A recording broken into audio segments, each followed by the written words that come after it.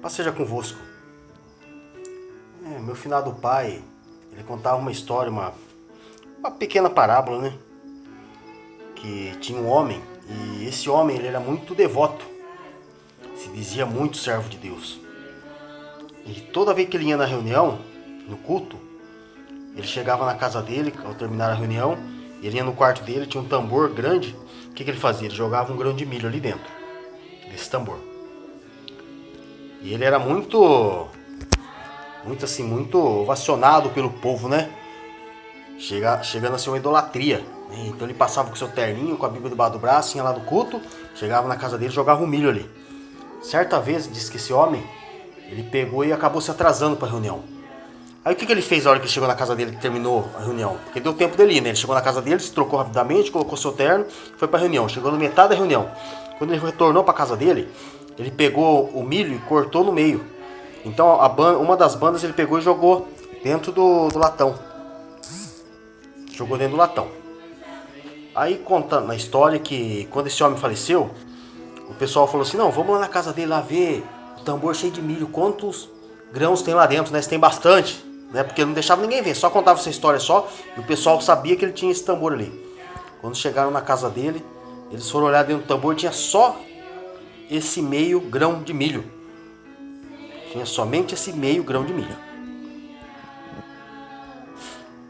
O que nós vemos lá em Mateus 16, 5, que diz assim, ó, indo os discípulos para o outro lado do mar, esqueceram-se de levar pão.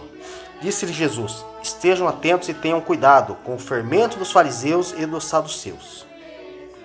E eles discutiam entre si, dizendo, é porque não trouxemos pão. Percebendo a discussão, Jesus lhes perguntou, homens de pequena fé, por que vocês estão discutindo entre si sobre não terem pão? Ainda não compreendem?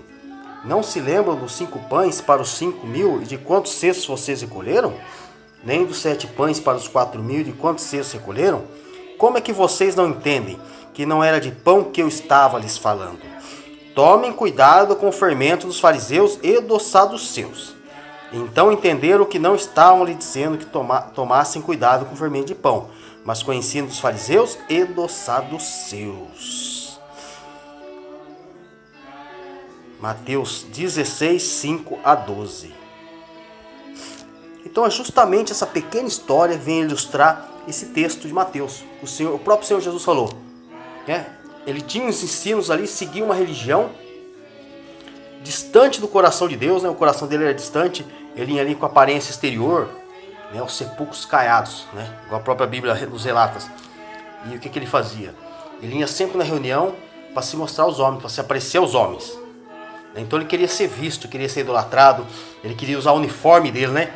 O uniforme ali que sequer existia nos tempos bíblicos, existe há muito pouco tempo, né? Instituído ali por grife, seja lá quem for que instituiu. Mas nós vemos que assim foge muito do amparo bíblico, muito do que a Bíblia fala das vestes de santidade.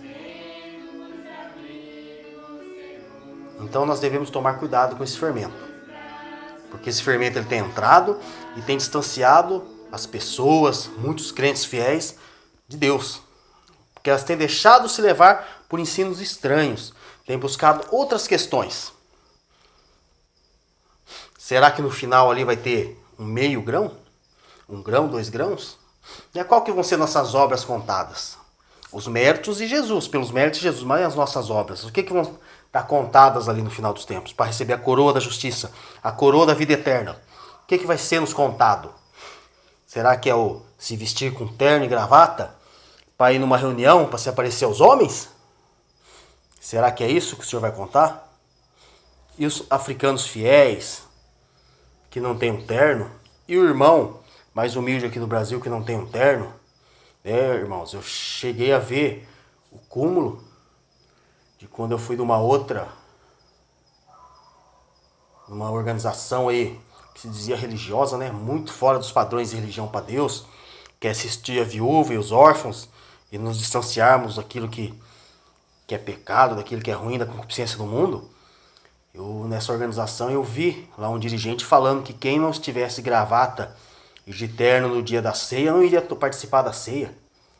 Onde está isso? Onde é bíblico isso, irmãos? Onde está amparado isso aí na Bíblia?